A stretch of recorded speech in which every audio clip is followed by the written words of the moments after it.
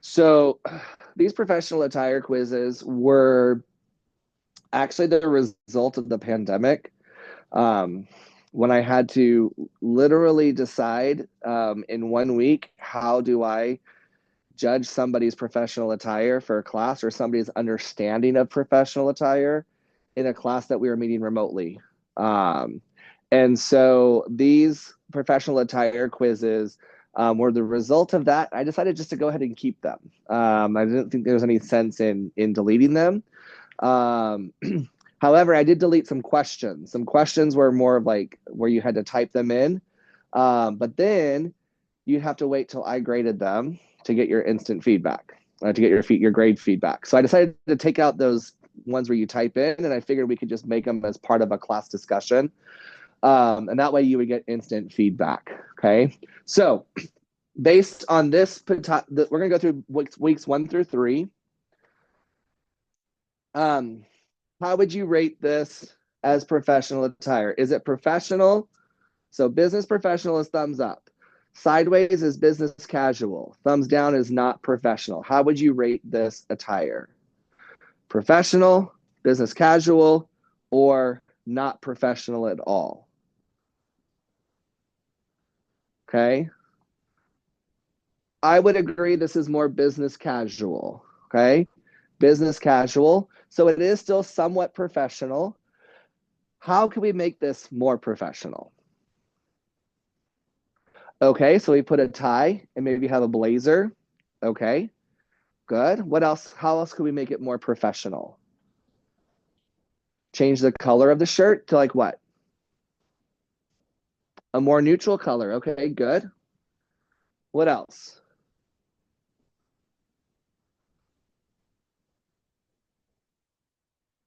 Yeah, so the jeans, like the bottoms, the pants look a little bit casual to me. So I would maybe change them to more of a slacks material, okay? Versus they look like they could be denim. Um, so what's that? They look like slacks to you? Okay. Like khaki pants? Yeah, cool. All right. Professional, business casual, or not professional at all?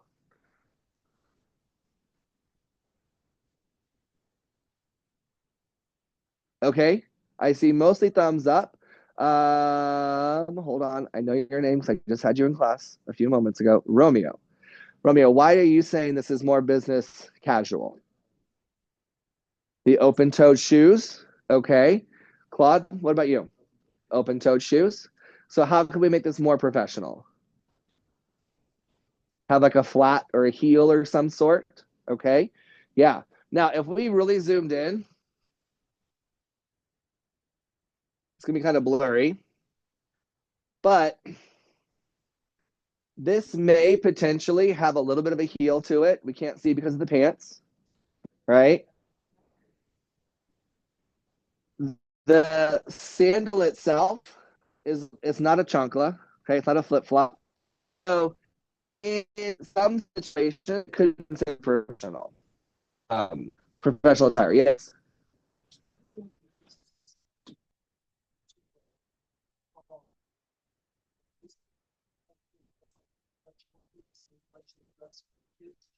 Yes.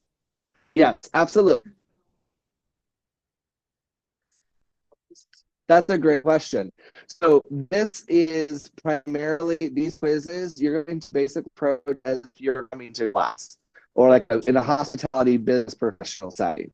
Okay. Now that being said,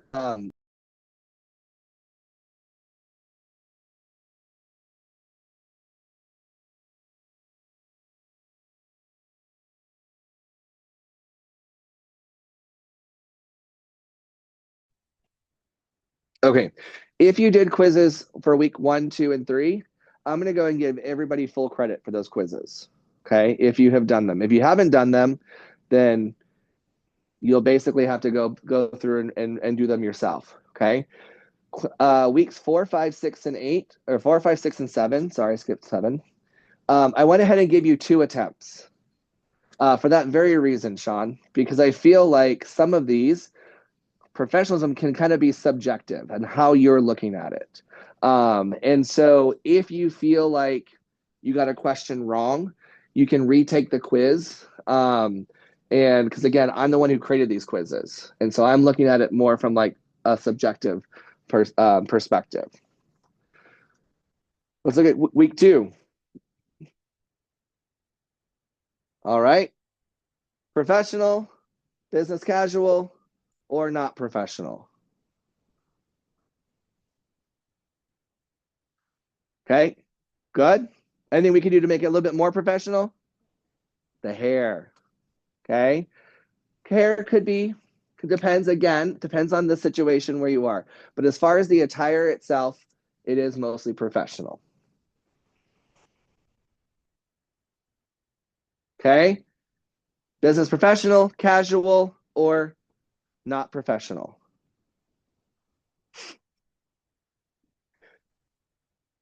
Okay. So I see most thumbs sideways and thumbs down. I'm glad to see no thumbs up. That's great. I appreciate that. Okay. What could we do? Why would you consider this business casual or not professional? I just wanted to ask. Yeah. I think those are meetings. Yeah. So I made the assumption that this is professional. It doesn't fit your little paper. Yeah. But it's considered, it says professional. You get the question wrong if you say something. Yeah, that's the one I got. That's the one you got wrong? Yeah. Okay. That's good feedback for me because I kind of said I consider this business casual, but maybe it is a little bit too casual. So based on our form, it would be because of the genes, it would dock you points. Absolutely. That is great feedback because I added the grade from our form after I took away the descriptive part. So yeah, okay, that's good feedback for me. This will be good. Everyone will get full credits on this assignment. Okay. Good discussion. Let's look at number 3. This one was due today. All right. Professional, casual. All right, good. Professional. Love it. Anything we can do to make it more professional? I don't think so. All right, what about this one? Professional, business casual, or not professional?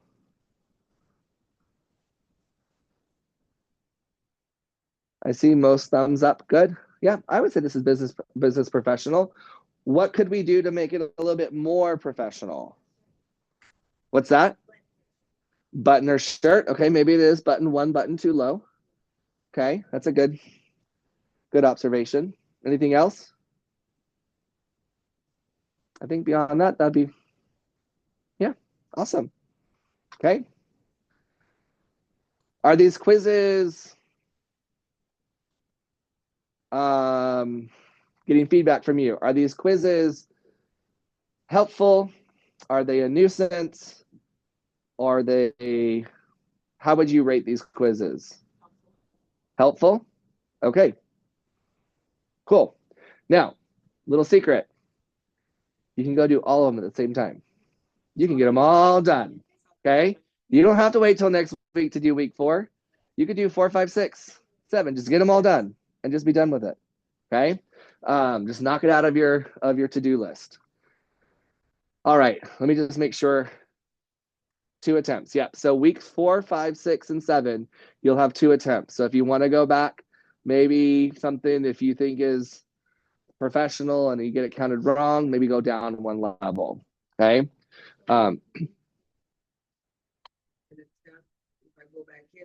There should be a second attempt. Yep. For all the quizzes, there'll be a second attempt for 4, 5, and 6. 4, 5, 6, 7. All right. Any questions, comments, concerns about this? All right. So today we are going to talk about dining and we're going to start our resumes. So let me get to my course in my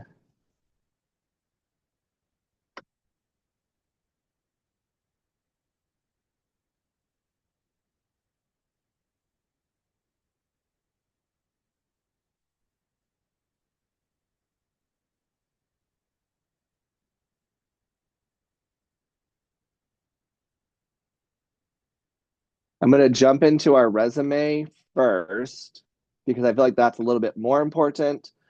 Um, and then we'll talk about dining etiquette in just a moment. So,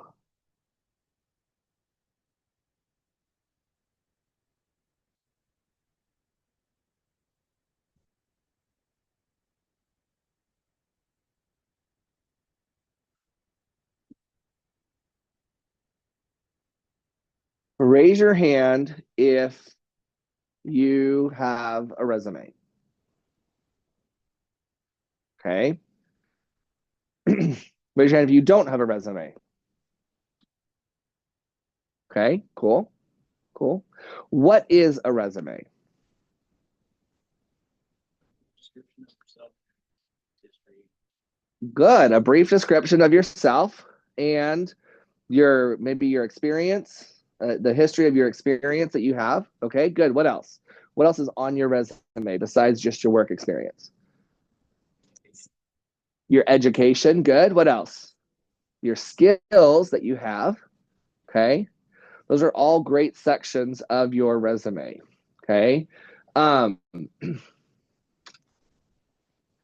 your resume, it needs to be appealing. It needs to be easy to read. The way that we can do that is by using bullet statements. Okay. What is one word that should not be on your resume?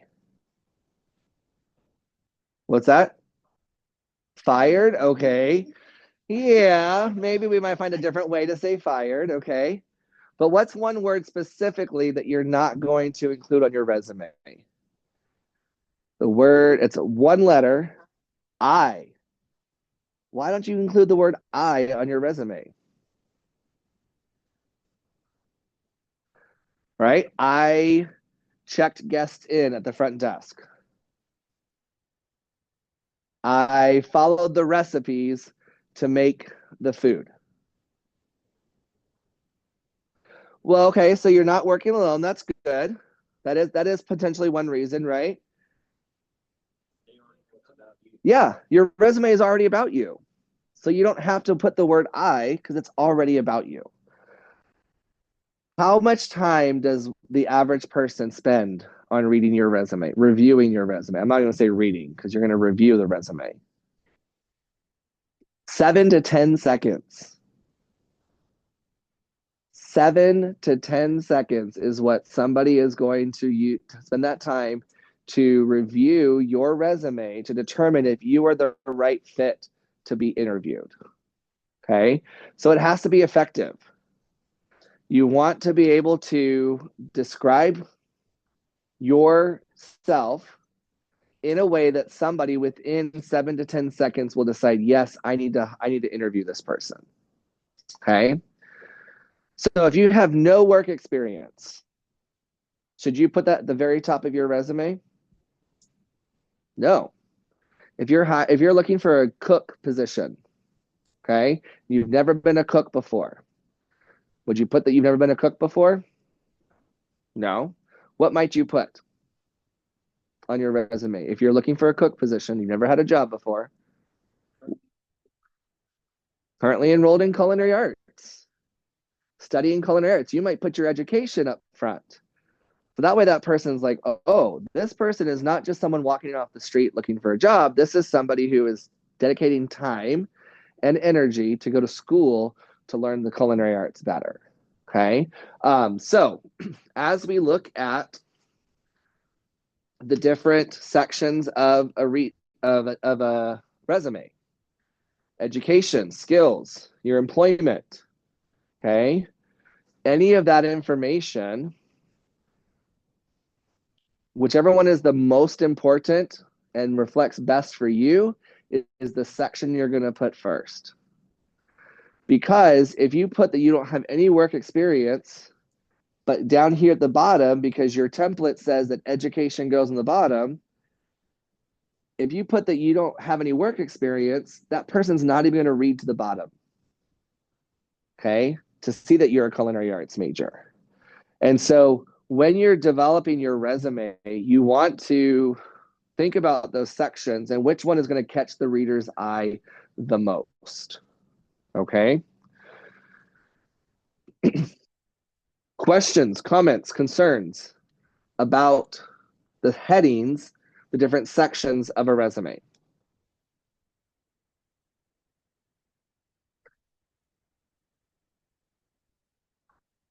All right, let me tell you a personal story. Back in 2007, I was going to come back to San Antonio and I was going to get a job here. I was going to come back to school.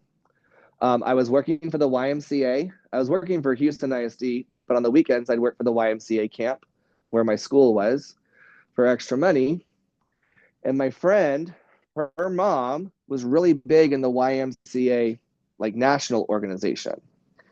And so when I told her that I was coming back to San Antonio to finish school, she said, David, send me your resume and I will forward it to whoever needs to have it in San Antonio. We'll get you a job with the YMCA in San Antonio. And I was like, awesome.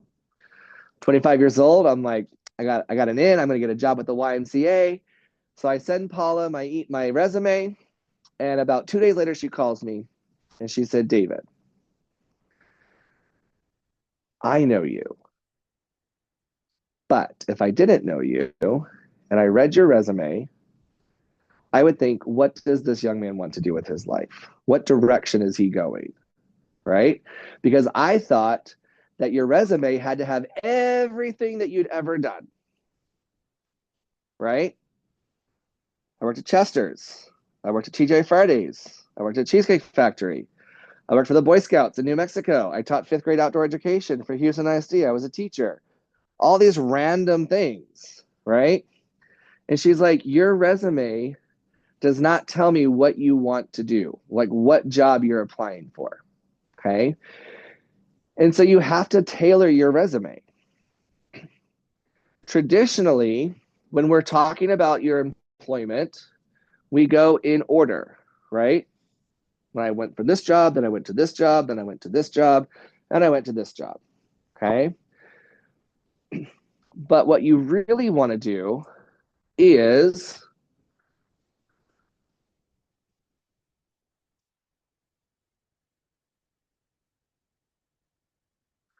related employment. So, what employment have you had that's related to the job that you are applying for? Okay. So, you may actually have two employment sections. One is job related employment, and one is other things that you've done, right? That maybe demonstrate how you can be organized, how you can be a team player, how you've worked with budgets, right? And how you can be like in a management level position. But you might have two different sections of your resume. One that's related to the job you're applying for, so that way they don't have to hunt and find it within the list of all your job opportunities that you've had. Okay.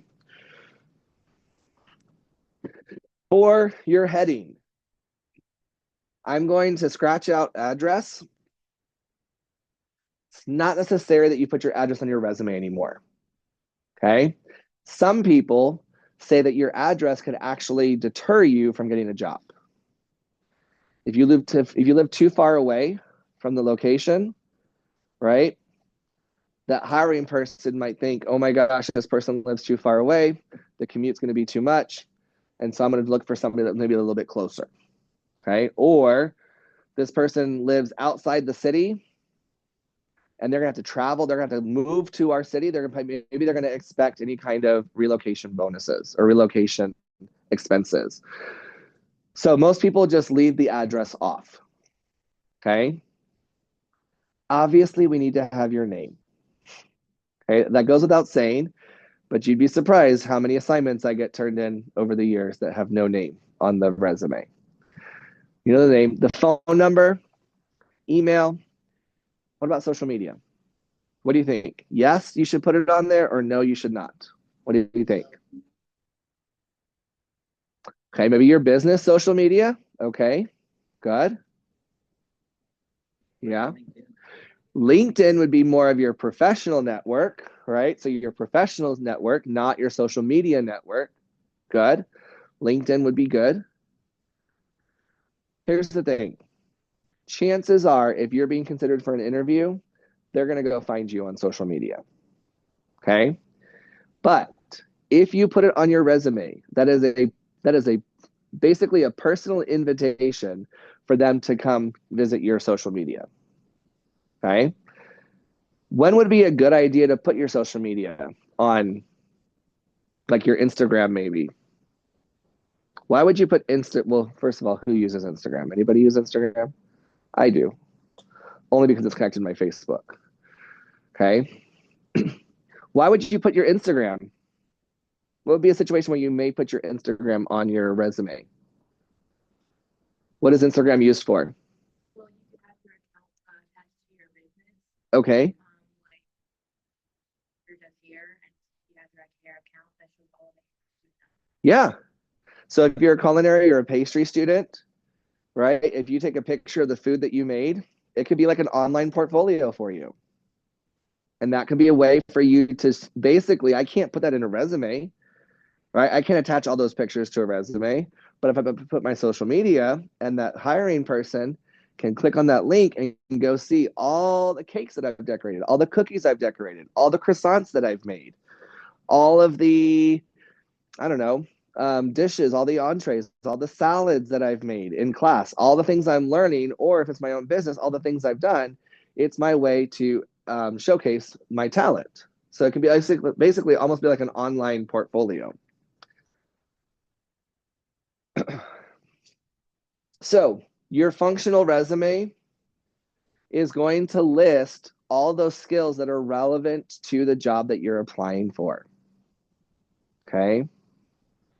How many of you have applied for a job and did not get it? I'm gonna put 2 hands up, because that multiple times. I can count on both hands how many times I did not get the job that I applied for. Okay. Most oftentimes, the functional resumes are used for that entry level position into organization. Okay. And then we typically have more professional resumes when it comes to like a management level position. Okay. And that's going to be your advanced skills. So if you have a lot of experience, think about a lot of experience. You're thinking about 1 page for every 10 years of job experience. Okay. Most times you hear resume should be 1 page. Okay. And that is mostly true. But sometimes you do have to spill over to an additional page if it is your like professional, your professional, what's what I'm looking for? Comprehensive, everything that you've done. Okay. Like Ernesto mentioned, having LinkedIn is a good place to link to your resume, because on LinkedIn, you can put every job you've ever had. You can put all that timeline on LinkedIn. Okay. How many of you do not have a LinkedIn page? Do not have a LinkedIn page. Okay. If you would, I would encourage you to get a LinkedIn. It's very much like they've over time have kind of adapted it. It is very much like a Facebook style where there's a news feed. You're going to learn about different things. You can connect with people. It's basically your professional network. Okay. I don't think I have my family even on my LinkedIn. I think some of my family are connected, but mostly it's industry professionals. It's less social and it's more professional. Okay. Um, so the things that you want to think about is when you are writing your resume, you want to make it as easy as possible for somebody to read. Okay. So we don't use a lot of paragraphs. We use a lot of bullet statements. Okay. And each bullet statement should start with a strong action word, a verb, something that you did. Okay. You also want to think about, when you're looking at your skills, are there things within the job description that you have done that you can pull directly from that job description? Okay. There's no sense in reinventing the things. So let me give you an example. Let's do a look. Let's do a search real quick. I'm going to go to a place called H Careers. So H careers is going to be more of, it's hospitality careers, right? So let's look in San Antonio.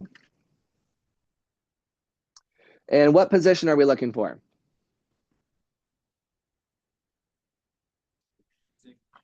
Okay, let's go with sous chef first, and then we'll go to executive chef, okay? So sous chef, there's no jobs for sous chefs in San Antonio. But hey, here's some other ones that you can consider, okay? We'll do executive chef here in just a second. Hotel Valencia, looks like they've got quite a few things going on over at Hotel Valencia, okay? Let's just check the room attendant, okay? So the job summary is clean and service all occupied or vacant rooms according to hotel standards while maintaining productivity. Okay, oops, let's make that a little bit bigger for you. There you go.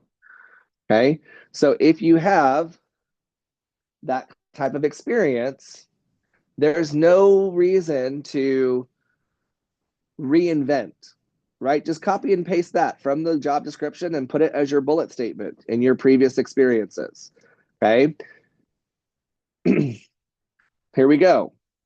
Contribute positively to the team within the department.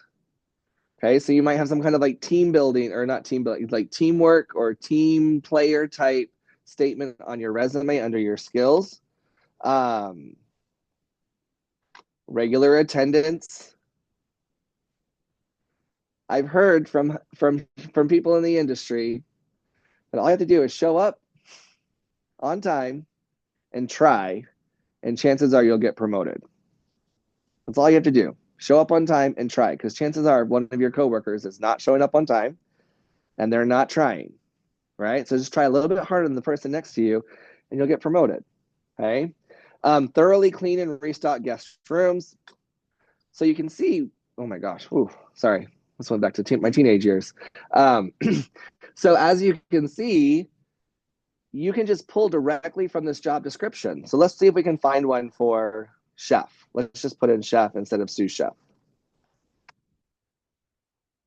Okay. So Omni, cook 3. That's for an international student. Here we go, cook at Ostra. So as we're going through here, responsibility, control quality and consistency of all food served. If you have your resume, again, there is not necessarily a reason for you to reinvent the wheel. Because I'm going to say, chances are, as you submit your resume online, chances are it's going to be fed through some kind of AI detector, and it's going to be looking for specific keywords. And if you don't meet those keywords, then that filter is just going to kick it out, and that hiring person is never going to see your resume. Okay. So I actually just recently, as I was doom scrolling yesterday, I found a reel on Facebook that basically shows how to use AI to evaluate your resume and or even create your resume. Okay. So in the past, I have, for this assignment, I have provided a template for the students, for you all to utilize. In this regard, because of technology and AI, I'm going to encourage you to use AI to create your resume assignment. Okay? Because if you're not doing it, chances are somebody else is. And the AI is going to help you to be able to make your resume more effective. Okay? And so I will be posting that video, that link to that reel, to kind of go through the steps. And then I also will try to create my own video to help you all go through the steps as well. Okay. Essentially what we're going to be doing is we're going to be working on the resume this week, next week while I'm out of town. Oh wait, no. Next week I'm not out of town yet, right? Because it's Monday. Yeah, that's right. We'll have class next week. The following week, you'll work independently to kind of finalize your resume. Okay. Any questions about how you can use the job description that you're looking for, the job that you're looking for, to enhance and make your resume more effective.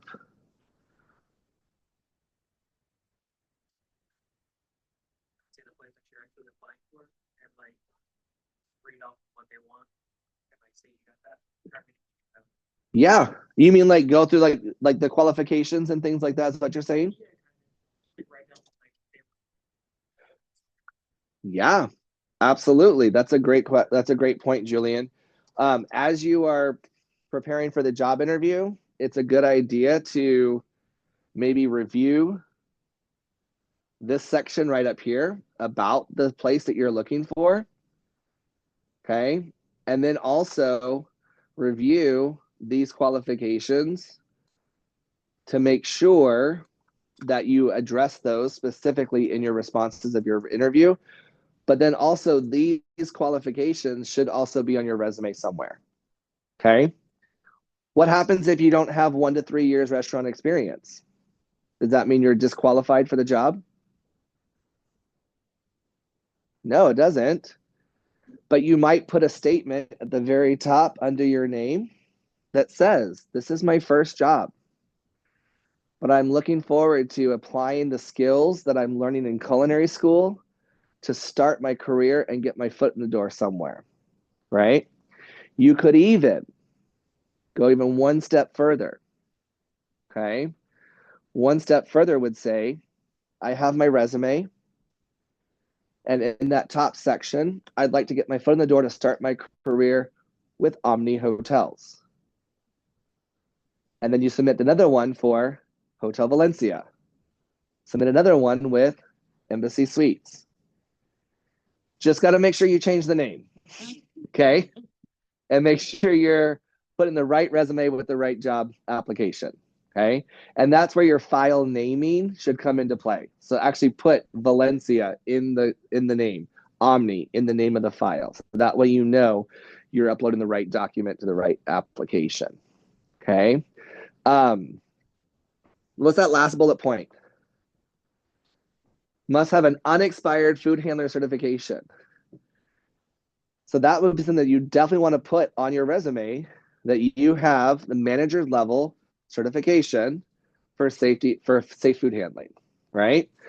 And maybe just put like expires in 2028 or whenever it expires. That way they know that it's valid. Okay. Questions, comments, concerns about how to utilize this resume, this job description, to make it better for you to get a job. Okay. How many of you, by a show of hands, are enrolled in school right now because you just want to be a good baker or a good cook at home? Anybody? You're not going for a career in hospitality. Okay. And that's okay. If you are, put that as a notice, like at the very top of your resume for this assignment. And it's not that I'm going to grade you any less stringently, right?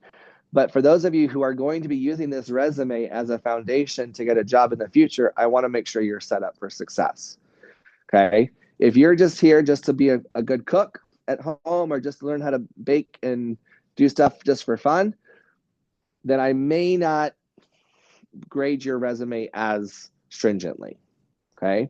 I'm still going to make sure all the components are there because it's really important that you understand all the components that are necessary for a resume. But those of you who are definitely using this as a foundation for getting a job, I want to make sure you're set up for success. Sean, did you have a question? No. Okay, awesome, cool. The other thing, what if you have no job experience? What do you do for your resume if you have no job experience? Yes, Eusebio. Maybe put down like volunteer experience. Good. Absolutely. Volunteer experience that you've had. What else? Okay, so lean heavily into that education component. Good. Some things that you might want to think about. Let me give you an example. When I was in high school, I was in choir, and one year I was the librarian, and 1 year I was the wardrobe officer. So I had to assign all the tuxedos to the guys, and then I had to collect them at the end of the year. Okay. When I was librarian, I had to get all the music from the library, assign it to everybody, and then collect it at the end and catalog it and return it back to where on the shelf. Okay. In our industry, what is that called? It's a word that starts with the letter I. Inventory, right? I'm controlling inventory. So sometimes as you are thinking about your resume and as you're writing things, you might change something of, yes, I did check out tuxedos and check them in. That's what I did. But in reality, what I was doing was managing inventory. Okay. And so think about the things that you're doing and how you can put it into hospitality terminology. Okay. A lot of people who have experience in the military, going from the service into civilian jobs.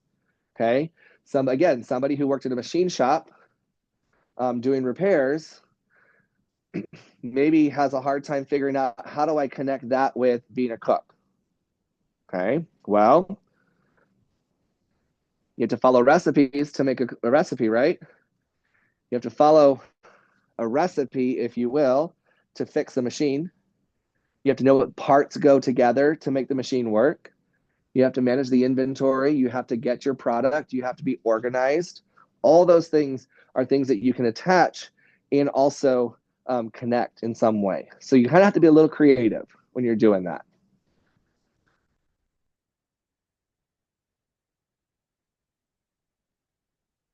All right, let's see.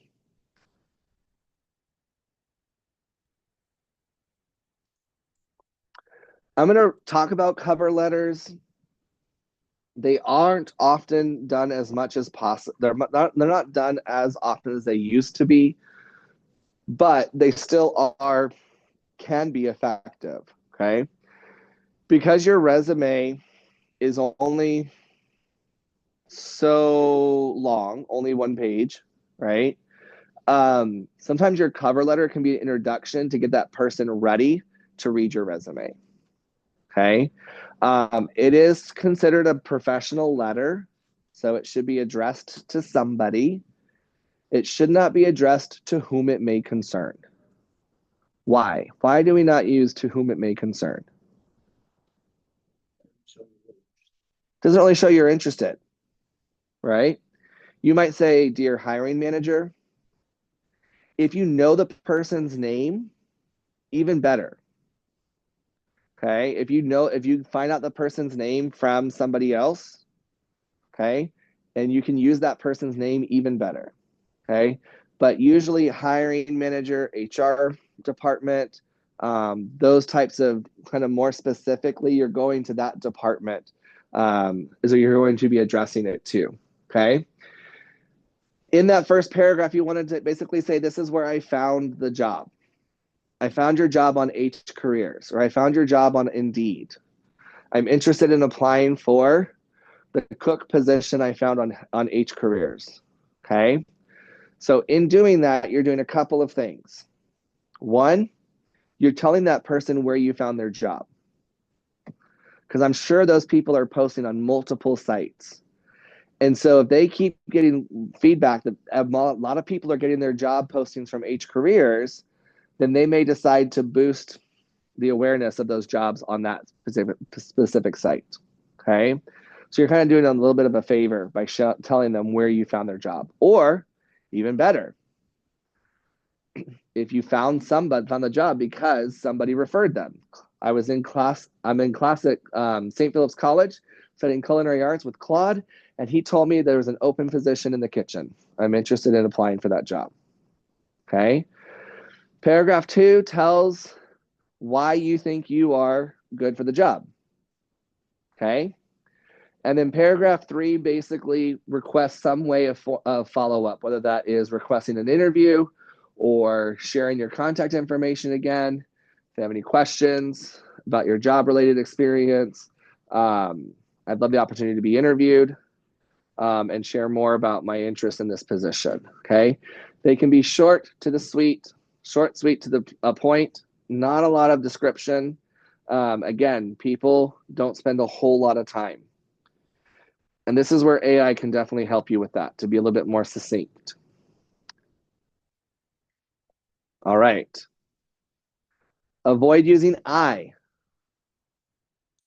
You want to make sure that that cover letter addresses the specific position that you're applying for. Again, that gets them into the mindset as they start reviewing your resume. Are they looking for an entry level position? Are they looking for a management level position? What specifically are they looking for? Okay. How do you think you can display initiative in your resume and or your cover letter? What is initiative?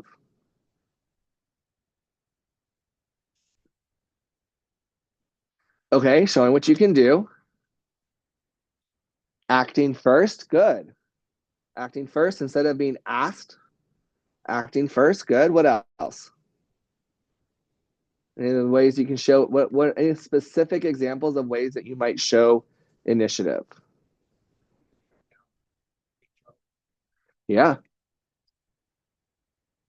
Okay, absolutely. You might reach out to them on LinkedIn, track them down, and just send them a message. Try to ask to connect with them. Send them a message. My name is David Juminski. I'm a student at St. Philip's College studying culinary arts, and I just submitted my application for a Cook One position. Okay, that's pretty bold initiative. Now, hopefully, they're not like me. I don't check my LinkedIn, and so hopefully they do check their LinkedIn messages more frequently than I do. Okay, your cover letter should be on the same paper as your resume. They should be basically one document. Okay, and you should have your name on both of them because they may get separated. So even if your name's on your cover letter, again, it also has to be on your resume. Okay.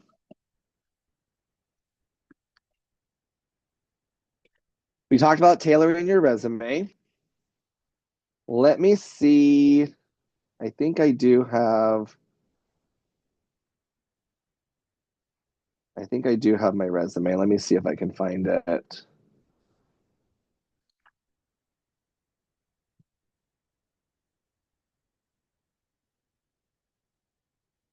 It has been a while since I've done my resume.